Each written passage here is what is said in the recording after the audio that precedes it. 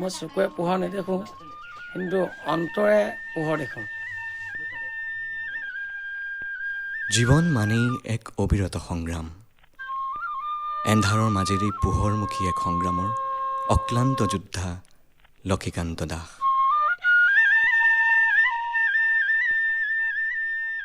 নমস্কাৰ, মোৰ নাম লক্ষীকান্ত দাস। গাঁৱৰ ৰান্ধনীজান। মই এনেকৈ গান গাই পেলাই চলি থাকোঁ, 2 টকা 4 টকা যেনেকৈ পাওঁ। ফুটপাথতো যাওঁ, মন্দিৰ চন্দিৰ এনেকৈ নামঘৰ মুখতে গান চান গাই পেলাই এনেকৈ পৰিয়ালটো জীৱন নিৰ্বাহ কৰি আছোঁ। আৰু এইটো ল'ৰা এটা আছে, ছোৱালীজনী আৰু তাৰপৰা মাইকী মানুহ 4টাই পৰিয়াল।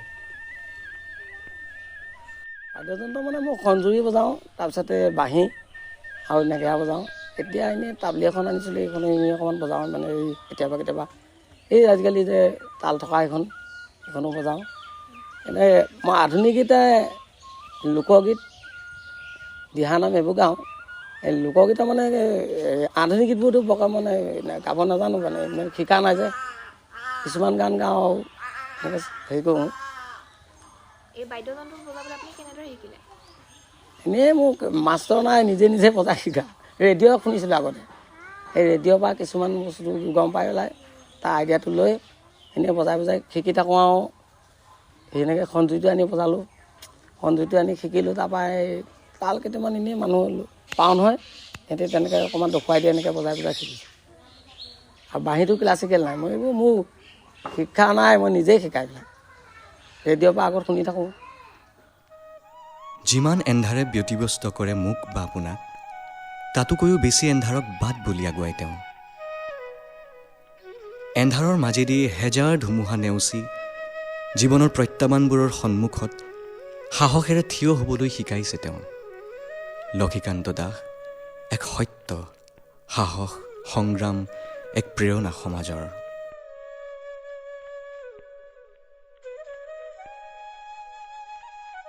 অসুবিধাৰ সন্মুখীন কেতিয়াবা হয়, মানে এনেকুৱা বাঁহী চাহী বজাওঁতে কেতিয়াবা আকৌ বাঁহী এটা দৰকাৰ হৈ যায়, ঘপকৈ আনিবগৈ নোৱাৰোঁ। আকৌ ডগৰ চগৰ বজাওঁতে আকৌ বনাই মেলি আনিবগৈলগীয়া হয়। সেইবিলাক জটিল হয় বাৰু, তথাপিতো মিলাই মেলি বজাই থাকোঁ। আৰু এনেকৈ বনাবলৈ পইচা পাতি কেতিয়াবা আকৌ জটিল হ'লে সেনেকৈয়ে বজাই থাকোঁ। আৰু মোৰ বাঁহীটো শিকিবলৈ মোৰ মাষ্টৰৰ ওচৰত আছিলে মন। আমাৰ ঘৰ মানে তেতিয়া সেইখিনি শিক্ষিত হাৰটো কম, পইচা পাতিও অকণমান জটিল আছিলে, সহায় কৰিব নোৱাৰিলে যে। এই শিকি পেলাই মই গোটেই বাঁহীটো যদি ক্লাছিকেলটো জানিলোহেঁতেন, তেতিয়া মই আৰু 2 টকা ক'ৰবাত বেছিকৈ পালোহেঁতেন, ডাঙৰ ষ্টেজ প্ৰগ্ৰেমো যাব পাৰিলোহেঁতেন। সেনেকৈ যেনিবা পাৰিলোহেঁতেন। সেইটোৱে কেতিয়াবা মোৰ অকণমান হেৰিটো থাকি গ'ল, আৰু আগ্ৰহটো থাকি গ'ল। উৎসাহ আছিলে মোৰ বহুত আছিলে। এন্ধাৰৰ প্ৰত্যাহ্বানবোৰকো নেওচি তেওঁ এতিয়া নিজেই নিজৰ বাবে এক জেউতি, পৰিয়ালৰ বাবে এক আশাৰ ৰেঙনি।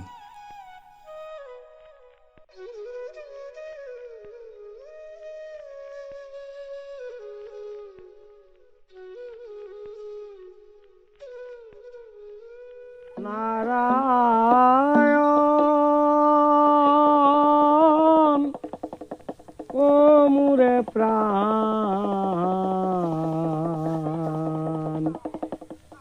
কি দিয়া পুজিম প্রভু শরণ তোমার।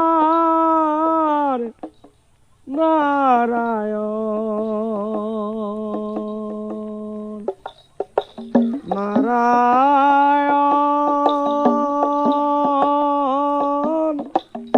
ও মোরে প্রাণ, কি দিয়া পুজিম প্রভু শরণ তোমার। নারায়ণ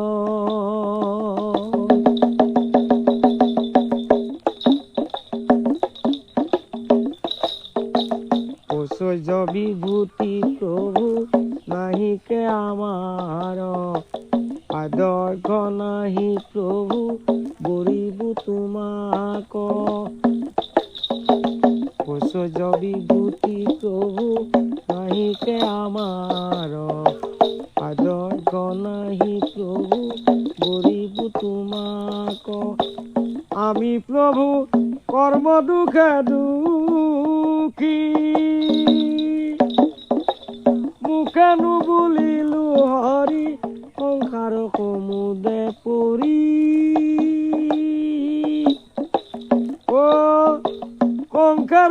মুদে পৰি মুখেনো বুলিলো হৰি কজোপাৱে পখিলো ডাকি কি দিয়া পুজিম প্ৰভু চৰণ তোমাৰ নাৰায়ণ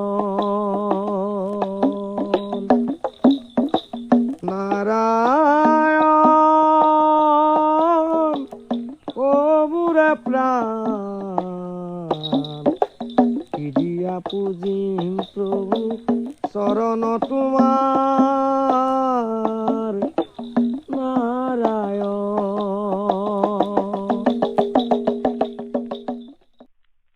মোৰ মানে 3 বছৰ বয়সৰ পৰা এইটো মানে কাহিনীটো আছিলে, কিন্তু ঘৰৰ মানুহে কৈছে, মোৰ মনত নাই এইটো। প্ৰায় 10 বছৰমান বয়সৰ পৰা মই গান চান গোৱা শিক্ষাটো মই নিজে নিজে ল'ৰাবিলাক মাতো, গান মুখস্থ কৰি দিয়ে। তাৰপিছত বাঁহী বজোৱাটো মানে বজাবলৈ নিজেই বজাইছোঁ, লগৰো নিজেই বজাই শিকি পেলাই এনেকৈ ৰেডিঅ' চেডিঅ' আকৌ শুনি শিকিছোঁ। এনেকৈ মানে শিকি মেলি অকণমান তেতিয়াৰ পৰা সেইটো আইডিয়াটো আহিলে। আগত প্ৰথম যেতিয়া মই শিকিছোঁ ৰেডিঅ'ৰ পৰাই প্ৰথম আইডিয়াটো লৈ পেলাই শিকিছোঁ। 10 বছৰমানৰ পৰা এইটো কাহিনী গান গোৱাটো শিকিছোঁ, বাঁহী চাহী বজোৱাটো 10 বছৰ বয়সৰ পৰা মানে বস্তুখিনি অলপ শিকিবলৈ লৈছোঁ আৰু ঘৰত তেতিয়া বজাই থাকোঁ।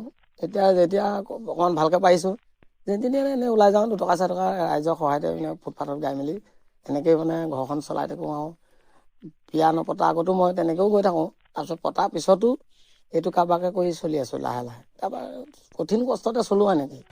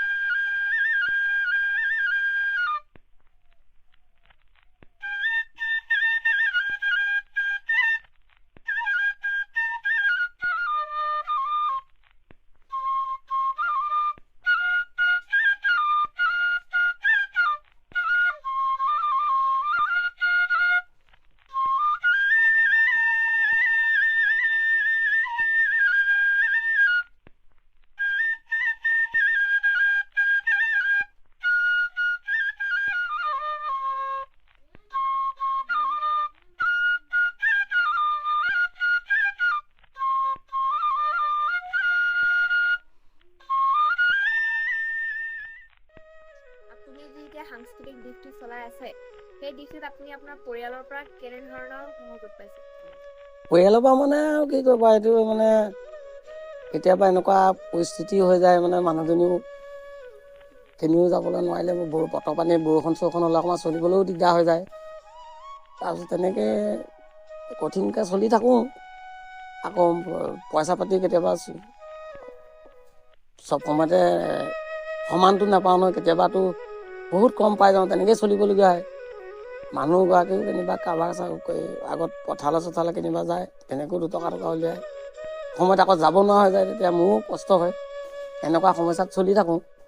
এতিয়া লোৱাটো দিনটোত ল'ৰা ছোৱালীকেইটাকো লাগে দিনটোত 100 টকা, সেইটোও কেতিয়াবা গোটাব নোৱাৰিলে অকণমান সমস্যা হয়। আৰু কিছুমান ছিজনবিলাকত আমাৰ কষ্ট আহি যায়, চব সময়তে সমান পইচা নাপায় যে। এতিয়া আমাৰ বিহুৰ সময়ত বা কিবা উৎসৱবিলাকত যিটো পইচা পাওঁ, বাকী দিনকেইটাত পইচা দিবকৈ নাপাওঁ, তেনেকৈয়ে চলাবলগীয়া হয়। সেইখিনি সমস্যাতে তেনেকৈ পৰিয়ালৰ পৰা ছাপোৰ্ট পোৱা মানুহজনীও এটা কিছুমান কেতিয়াবা এনেকুৱা গালিও শুনি যাওঁ, কি কৰিম, এনেকৈ চলি থাকোঁ।